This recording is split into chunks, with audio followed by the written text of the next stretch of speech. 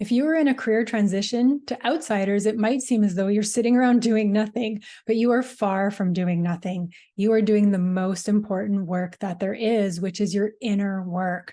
Our inner work is the work that no one else can see. It is the removal of the overlays that have been preventing us from being who we are in the world.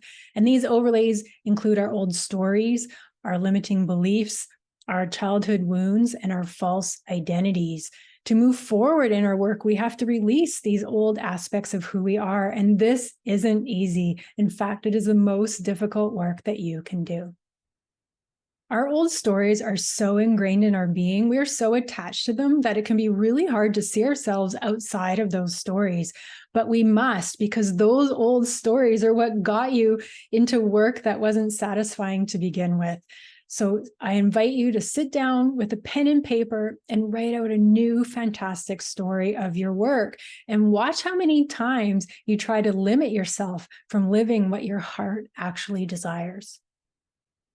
Our set of beliefs become established over time. We can become so conditioned to our own thinking that we actually stop seeing our beliefs as anything else but absolute truth.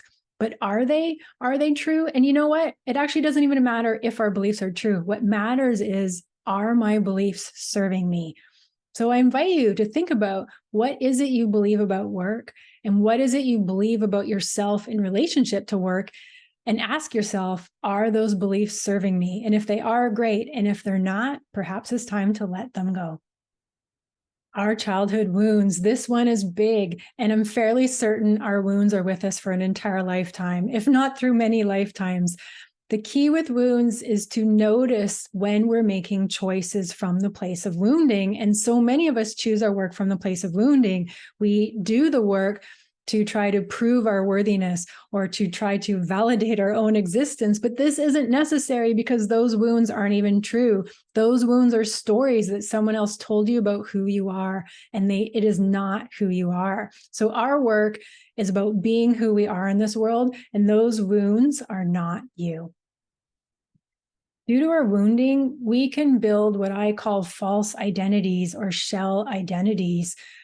We create facades around ourselves to protect ourselves in the world. But what happens is eventually those facades become a barrier that are preventing us from being who we are in the world. So we have to do the scary thing of dismantling that protective shell. Now, if we resist doing that work, we can actually end up depressed. And this is where I meet a lot of the people I work with, is they know there's something more. They know there's a new version of themselves that they want to step into, but they're afraid to let go of the old.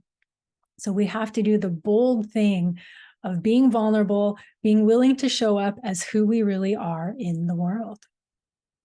The good news is you don't have to have finished your inner work to be doing your work in the world. And in fact, your inspired work is the work that allows you to do both your inner work and your outer work at the same time.